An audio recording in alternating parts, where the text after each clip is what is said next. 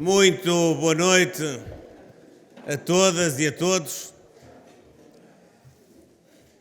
Este era de facto o PSD que eu queria que estivesse de volta a Portugal.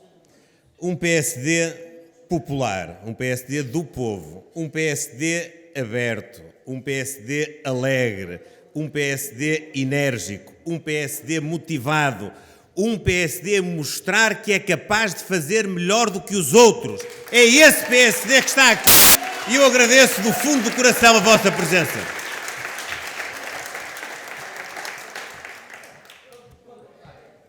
Quero cumprimentar a nossa Presidente da Comissão Política da Secção de Macedo Cavaleiros e cumprimentá-la agora pela mensagem que aqui nos dirigiu. Que belo discurso, eu quase que não precisava dizer mais nada. Quase. Não quero com isto menosprezar as outras intervenções, que foram também muito boas. Mas o espírito que ela aqui demonstrou de refletir, de pensar, de idealizar a sua terra, a sua região, o seu país e, ao mesmo tempo, a sua predisposição para fazer isso com todos aqueles que estão cá dentro, mas com muitos que estão lá fora e que nós temos de saber respeitar, que numa ou noutra altura, ou até agora, não pensam exatamente como nós, mas nós precisamos também deles. Esse espírito é o espírito que o PSD precisa para sair vitorioso em 2025 em Macedo Cavaleiros e em 2026 ou antes em Portugal, para voltarmos a governar Portugal. Quero cumprimentar os nossos autarcas, os nossos dirigentes, o Sr. Deputado José Silvano, aqueles que já exerceram funções e todos aqueles que aqui se reúnem. 3 palavras que vos quero deixar. A primeira é esta: sentir Portugal. Porquê é que estamos aqui? Nós estamos aqui porque eu prometi que iria passar uma semana por mês em cada distrito de Portugal.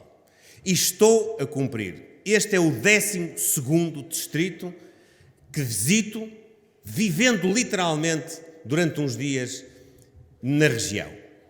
Já o fiz também nas comunidades portuguesas, muitas delas com filhos desta e de outras terras como esta, no centro da Europa, em França, na Alemanha, no Luxemburgo, na Suíça e na Bélgica. E quero dizer-vos que sentir Portugal é confraternizar, é reunir e é ouvir. Nós temos andado a ouvir, nós temos andado a ver, a contactar e a falar com as pessoas individualmente consideradas, com os autarcas que as representam, com aqueles que dirigem ou participam nas direções das associações, com os empresários, com os trabalhadores, com os mais jovens, com os menos jovens, sem fazer nenhuma distinção. Já aqui se disse, e é verdade, nós todos temos uma visão da realidade, estejamos nós onde estivermos. Estejam alguns em Lisboa, outros no Porto, outros em Coimbra, outros em Bragança. Cada um de nós tem uma visão da realidade, mas só é possível conhecê-la com toda a sua profundidade se for a todo lado. E eu vim a Bragança para ir aos 12 municípios deste distrito, como tenho ido a todos os distritos, para ir a todos os municípios e, no fim, hei de dizer-vos que fui a todos os municípios de Portugal, porque em todos estão pessoas e em todos e a todos é preciso garantir as mesmas oportunidades.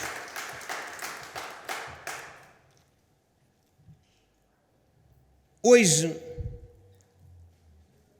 foi um dia relativamente especial, porque começou a sentir Portugal em Bragança, isto já era digno de grande registro. Já estivemos em Bragança, já estivemos em Vimioso, já estivemos em Vinhais, já estamos agora em Macedo Cavaleiros. Foi um dia de intenso trabalho, mas foi um dia também onde o Presidente da República, como sabem, decidiu não promulgar uma legislação tida pelo Governo, pelo Partido Socialista e pelo Primeiro-Ministro e por muitos dos portugueses, pelo menos do ponto de vista da importância, tida como muito importante. Eu não vou aqui agora estar a falar em pormenor do que está em causa, embora o que esteja em causa é mesmo a incompetência do Governo, é a fixação ideológica do Governo, é não conseguir ver que estas soluções não vão produzir resultado, não aproveitar as ideias dos outros, nem sequer aproveitar os conselhos e as observações do Sr. Presidente da República.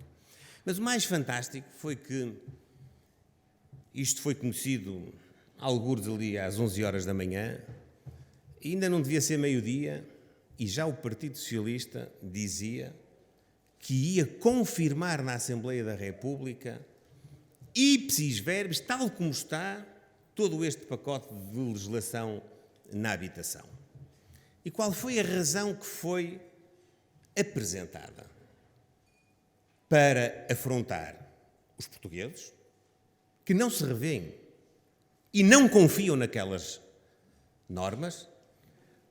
O Presidente da República, que o escreveu na mensagem que dirigiu ao Parlamento, os partidos políticos, a maioria deles, todos os agentes do setor, todos aqueles que lidam com o setor da habitação discordam deste plano e, ainda antes de estar em vigor, já está confirmado, é um plano que afugentou muitos dos promotores e dos investidores que estavam dispostos a dar mais oferta, a construir mais casas em Portugal.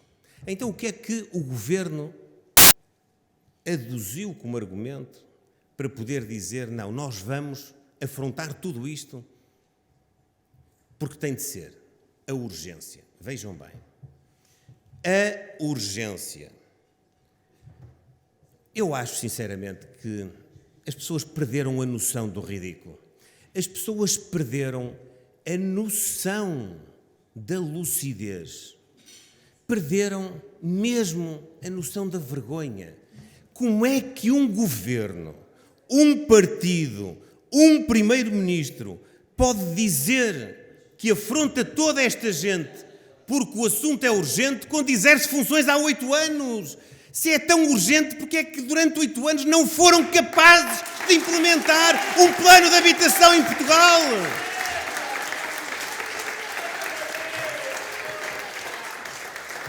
Ó Dr. António Costa, é urgente um plano para a habitação? Claro que é urgente. E já agora é urgente se for bom. Mas também é urgente salvar o Serviço Nacional de Saúde, e também já lá estão há 8 anos e o Serviço Nacional de Saúde nunca esteve tão mal como está agora.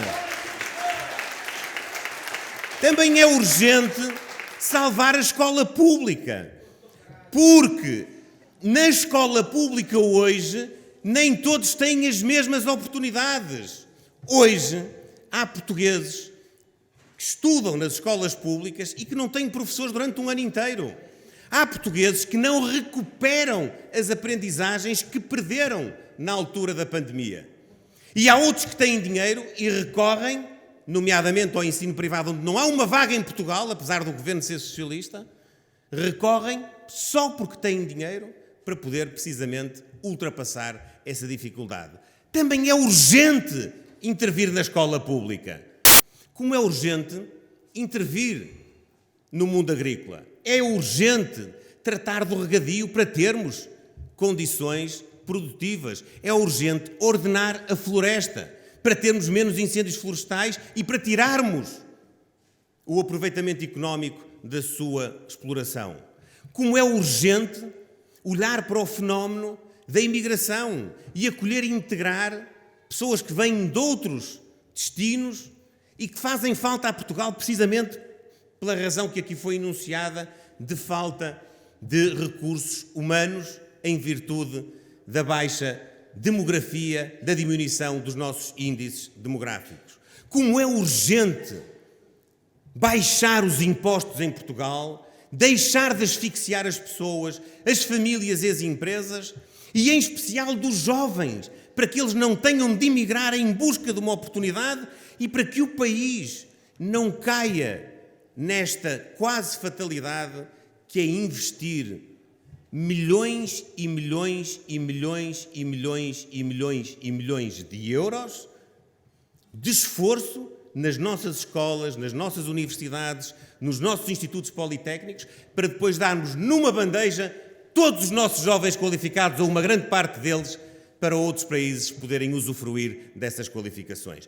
Tudo isto é urgente. Portanto, Dr. António Costa, a questão de afrontar o Presidente da República, de afrontar todos os outros partidos, de afrontar a sociedade, de afrontar os jovens, aqueles que precisam. A questão é que o senhor perdeu a noção da urgência. A questão é que o senhor já se esqueceu que é Primeiro-Ministro há 8 anos. A questão é que tudo isto já foi urgente há 1 ano, há 2, há 3, há 4, há 5, há 6, há 7 e há 8, que são aqueles que o senhor e o Partido Socialista levam a liderar o governo de Portugal.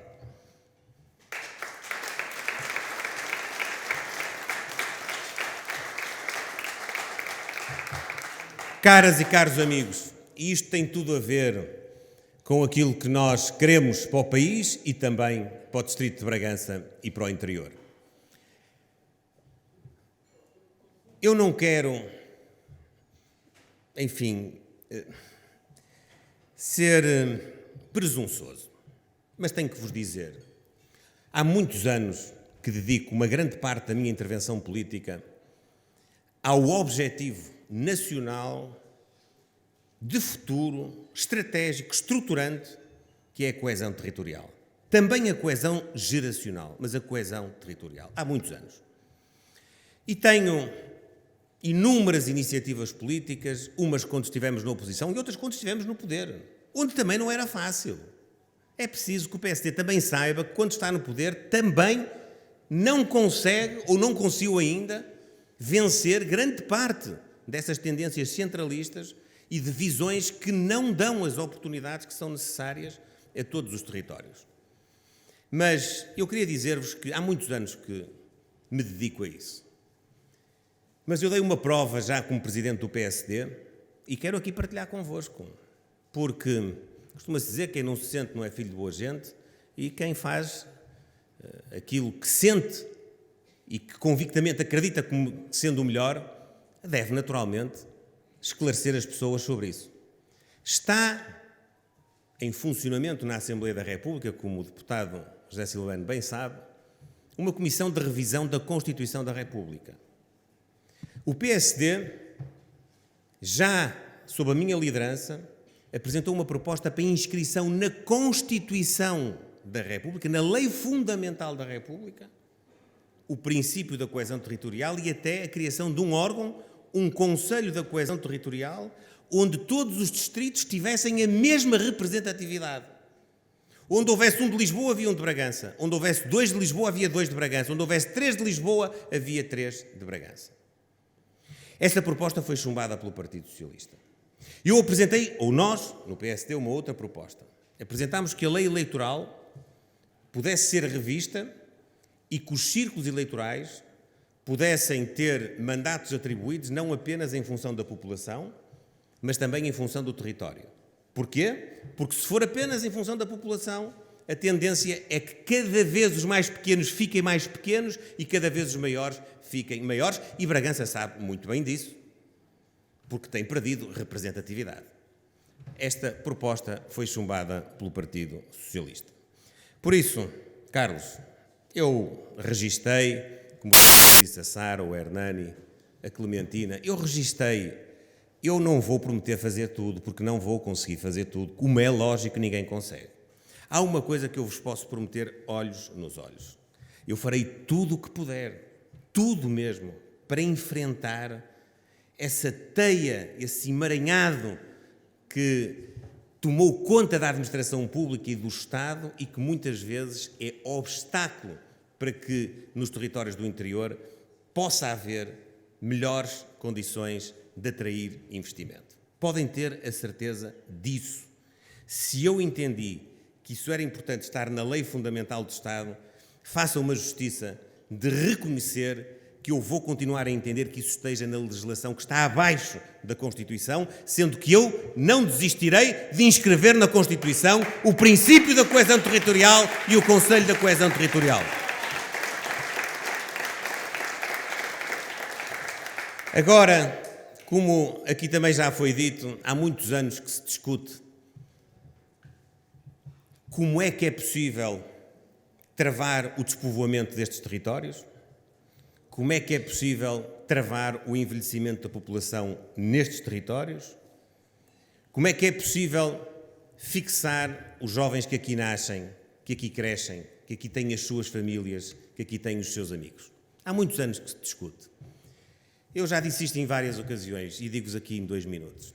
Durante muito tempo, houve uma concepção de que esse fluxo podia ser travado na base dos investimentos públicos. É verdade que faltam muitos investimentos ainda. É verdade. Mas já não é na perspectiva apenas e só de ter o investimento público, de ter o serviço público. Estes serviços, estes investimentos são precisos para quê? Para que o território seja atrativo. Atrativo para quê? Para aproveitar aquilo que já tem na sua base o seu capital humano, as pessoas, e o seu território, a natureza, as tradições, aquilo que nós sabemos fazer melhor que os outros. Só há uma hipótese de quebrar aquilo que tem sido a evolução negativa das últimas décadas. Só há uma hipótese. Eu não sei se nós conseguiremos recuperar, sinceramente, níveis de outrora. Vamos ser honestos uns com os outros. Talvez não seja até possível. E nós, se calhar, devemos abandonar até algum saudosismo que às vezes temos quando aqueles que têm aqui raízes, como é o meu caso, olhamos para trás. Eu já não conseguirei dar aos meus filhos a aldeia que tive, já não conseguirei dar-lhes. Mas eu queria que eles não se esquecessem de onde é que vieram. E queria que eles um dia, se fossem chamados por alguma razão para vir trabalhar para aqui, pudessem vir e pudessem escolher vir na mesma. Eu não sei se consegue chegar àquilo que isto já foi, àquilo que, no fundo, foi o pulsar da comunidade transmontana há algumas décadas, esta parte. Agora eu sei uma coisa. Só se trava, só se inverte se houver emprego, se houver economia. Não há outra forma. Tem que se investir no setor primário, na agricultura, tem que se investir na floresta, tem que se investir na pecuária, tem que se investir nos serviços públicos, porque para ter bons profissionais nessas áreas é preciso dar-lhes também serviços complementares de educação, de saúde, mas também de cultura, de desporto. É preciso atrair promotores e investidores industriais. Eu já hoje visitei em Bragança, o Sr. Presidente da Câmara está de parabéns, as políticas municipais são muito importantes para atrair investimento. Eu já hoje visitei 2 empresas que vão nascer, estão a nascer fisicamente. Um investimento de 25 milhões de euros em Bragança é de facto notável. E outro de meia dúzia de milhões. De gente nova, de gente que acredita, de gente que concluiu que, apesar de todas as adversidades, consegue-se fazer bem aqui, consegue-se ser competitivo aqui. Nós só conseguiremos ter um Trás-os-Montes minimamente parecido com aquilo que noutros momentos foi, se nós tivermos a capacidade de não perder a história, não perder a tradição, não perder a cultura, não perder a identidade, mas olhar para o futuro com os olhos de hoje. Olhar para o futuro com os olhos de hoje. E para atrair investimento, é a última palavra que vos deixo, para atrair investimento é preciso muita coisa. São precisas infraestruturas. As comunicações é de facto uma vergonha. É uma vergonha. Mas é uma vergonha nacional. É das coisas que mais me custa é pensar num ser humano, que pode ser um jovem ou pode ser uma pessoa mais avançada na idade, mais jovem há muito tempo, estar aflito, ter um problema de saúde, ou estar no meio de um incêndio, ou rodeado de um incêndio, e querer falar com alguém, querer pedir socorro e não conseguir. É uma vergonha que depois de tudo que aconteceu nos últimos anos, depois daquilo que aconteceu nomeadamente em 2017, onde ficou à prova que houvesse meios de comunicação e tinham-se poupado dezenas, se não mesmo mais de uma centena de vidas, como é que é possível que o território nacional ainda tenha as falhas que tem, nomeadamente nesta região? Isso é válido para a internet, mas também é válido para as comunicações e é, de facto, um sinal de atraso. Mas dizia eu, para terminar, que os investidores não vêm para aqui só porque nós somos boa gente, porque somos um país seguro, somos um país bonito, come-se muito bem, as pessoas são ótimas, as paisagens são boas. Não. As pessoas e os investidores vêm se conseguirem ter condições de produção que ofereçam qualidade, ofereçam naturalmente preço e que ofereçam sobretudo uma coisa que é um valor fundamental: confiança e previsibilidade. Para se chamar um investidor para Bragança ou para Macedo de Cavaleiros, é preciso dizer-lhe o que é que vai ser Bragança e Macedo de Cavaleiros daqui a 5, daqui a 10, daqui a 15 e daqui a 20 anos. Um governo como aquele que nós temos em Portugal, que muda as leis fiscais todos os anos, um governo que muda leis laborais, um governo que muda as leis de financiamento, um governo que muda as leis de licenciar e financiar infraestruturas, a meio do jogo, qual é o sinal que dá aos investidores? É um sinal de insegurança, é um sinal de desconfiança. É por isso que o pacote da habitação pelo qual comecei vai ter, não é zero de consequências, porque estão 2.700 milhões de euros no PRR para a habitação. E esses vão ser executados, com certeza. Mas esse dinheiro é dado. São precisos. É preciso gastar dinheiro público na habitação, sem dúvida, mas esse é dado. Aquilo que podia resolver o problema da habitação era se, ao lado do investimento público, os investidores privados tivessem condições, e há muitas formas de o fazer, de terem investimentos que lhes garantissem previsibilidade e confiança. Aquilo que falta, na minha opinião, para que o país e territórios de baixa densidade como este tenham um futuro, é que haja uma discriminação positiva, em termos de, nomeadamente, de fiscalidade, e que haja regras para se projetarem a mais de uma década. Quem não garantir esta previsibilidade, quem não garantir esta atratividade, vai ter os resultados que este Governo tem. Os resultados que este Governo tem é estarmos na cauda da Europa. E por isso, minhas amigas e meus amigos, eu só posso agradecer as vossas palavras, a vossa dedicação, o vosso entusiasmo. Eu só posso pedir-vos, em troca, que me ajudem. E também só posso pedir-vos que deem um contributo para gerir o nosso PSD com um espírito de tolerância, de acolhimento. Nós não pensamos todos da mesma maneira, mas nós precisamos todos uns dos outros. É assim que eu quero o PSD. O PSD que tem um agricultor ou um doutor, que tem uma costureira ou uma engenheira. É um PSD do povo, interclassista, um PSD que representa a sociedade, um PSD que tem os melhores, um PSD que sabe estimular aquilo que cada um tem para dar para nós fazermos melhor do que os outros. Esse PSD é o PSD que vai governar outra vez Macedo de Cavaleiros. E esse PSD é o PSD que vai governar Portugal num ciclo de prosperidade e de desenvolvimento, que não aquilo que nos tem sido legado, que são sempre ou um país num pântano, ou um país na bancarrota, ou agora já um país empobrecido. O PSD merece isso, está preparado para isso, e eu quero garantir, nós não vamos poupar uma gota de suor e de esforço para dar a Portugal um governo novo que é preciso, esse sim, com muita urgência. A maior urgência que há em Portugal é mudar de governo. Viva Portugal!